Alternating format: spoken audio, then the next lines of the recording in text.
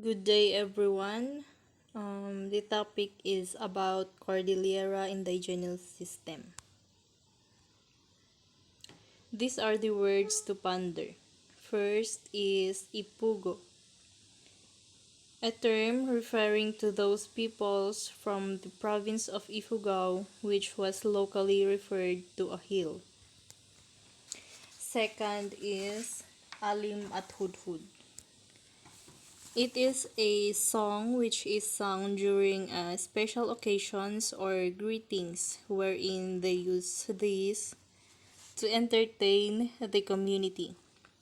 The content of the song is regarding the life of somebody they consider as having performed exemplary behavior worthy of emulation. The third is Paniyo or Paniyaw. To the Ifugaos, this refers to any act that is in contrary to the generally accepted norms of the community, which in English is taboo. Example is the theft. Fourth, bodong. This refers to the Kalinga's practices in binding together in the form of an agreement and friendship that will serve as a means of maintaining peace and between sub-tribes.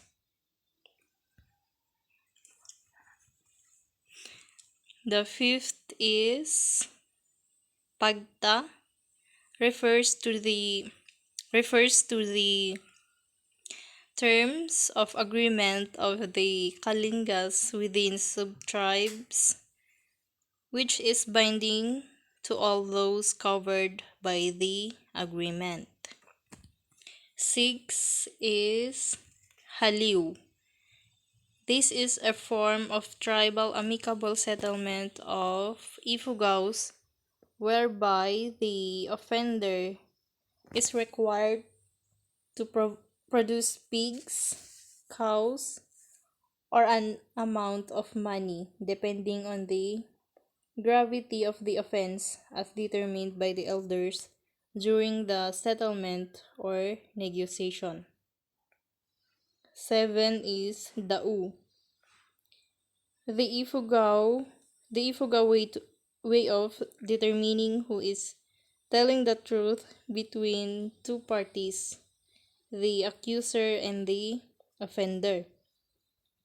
This is being performed through boiling water and spear or the so-called ugub. These are also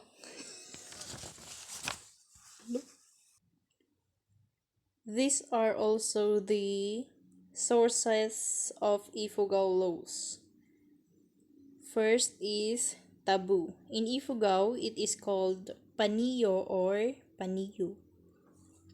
A pregnant woman may not wear a string of beads since the beads from a closed circle and have a magic tendency to close her body and cause difficult childbirth. The second is custom or tradition. This pertains to property, inheritance, water rights, weddings, wake of the family or relatives, and to a great extent, family law and procedure. Circumstances that affects criminal responsibility. Alienship. If the culprit is a foreign village, the fact that he or she is a foreigner is an aggravating circumstance. If found a flagrante delicto, he or she shall be put to death. Kinship. It is a strong mitigating circumstance that often results in the exemption of a guilty person together from any liability. Confession. Before any move to be taken to inflict punishment alleviates a person from a liability except in murder and liability in adultery. Relative rank of the offender and the offended. The composition the imposition of the fine is dependent on the rank and social standing of the individual in society. Two forms of punishment. First is death penalties and the second is fine or haliw. Major offenses in Ifugao customary laws: sorcery, adultery or bigamy, theft, murder, kidnapping, manslaughter, rape, arson, and incest.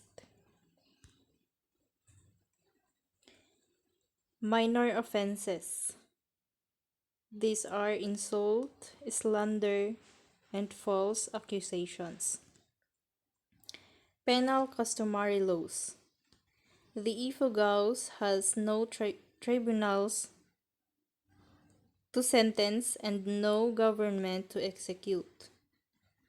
The Ifugaos has no general law that is a life must by a life.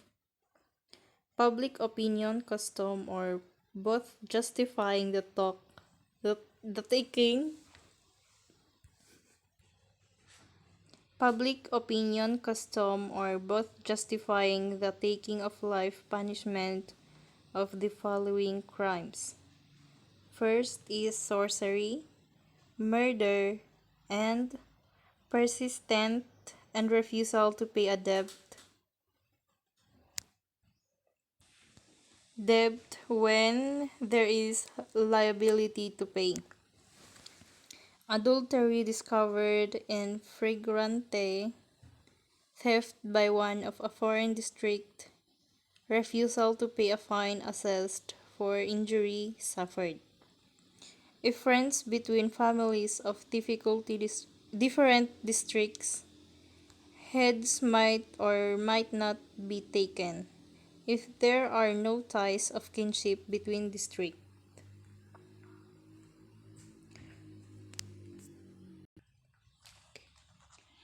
Procedural customary laws of the Ifugaos. The first step in any legal procedure is to consult with one's own kin and relatives. It's called hapitan or humangan.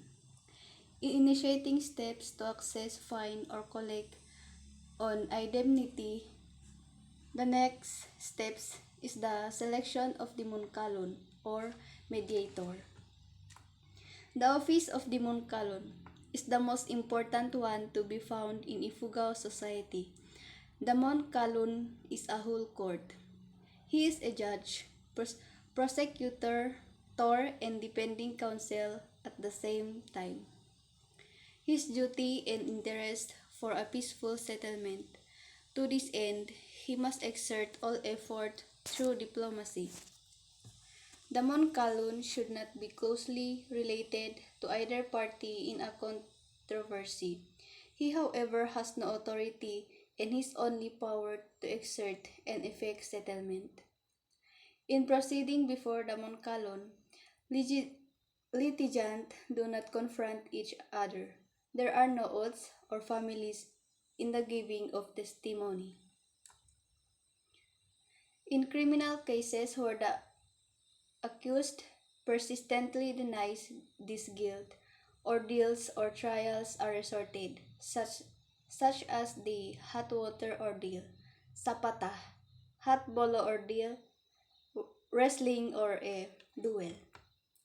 A controversy settled peacefully is accompanied by a ceremony called hidit, where both parties contribute to the expenses of the ceremony witnessed by the public. Stages of development of Ifugao laws. The first is stage of simple retaliation. Concept of an eye for an eye, a tooth for a tooth, and a life for a life. Stage in which vengeance may be both of either by the individual who has inflicted the injury or by his tribe. Stage in which the tribe or his chiefs or elders intervene to fix penalty and to announce sentence of outlawry on those who refuses to pay proper fines. Stage in which offenses to be clearly recognized as a crime against the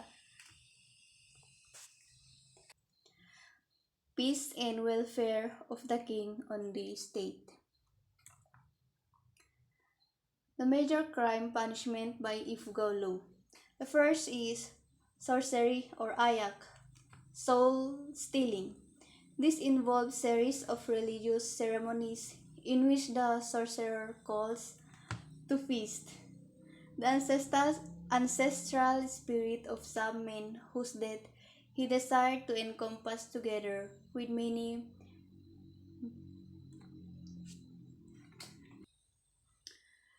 maleficent, a butterfly, a dragonfly, or a bee, the soul of the man whose death he desired to punish by death penalty. The second is attempt to murder. An attempt on the part of an enemy of another district on the life of a person is punishable by death. An attempt by one of the same district may or may not be punished by death. In most cases, he who made attempt would be required to furnish animal for a peace feast.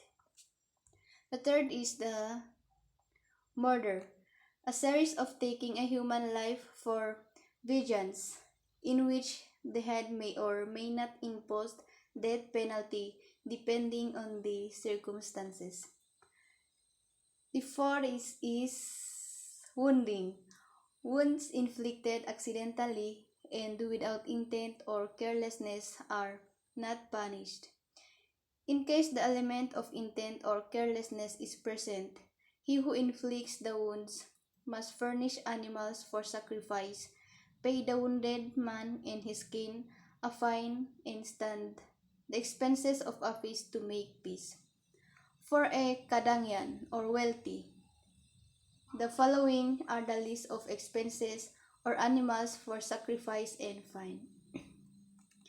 First feast for the recovery of the wounded man, sacrifice to the war deities, 3 pigs and 10 chickens. Second feast for recovery, the pinoche, or feast to cure wounds and infections, 1 pig, 2 chickens, and 8 spearheads as feast for the priest or munbake. In case the wounded man is alive, there is a fine of 2 bakid or 2 hens and fee the pesos for the munkalon. Peacemaking ceremony, 7 pigs and other appurtenances of the feast.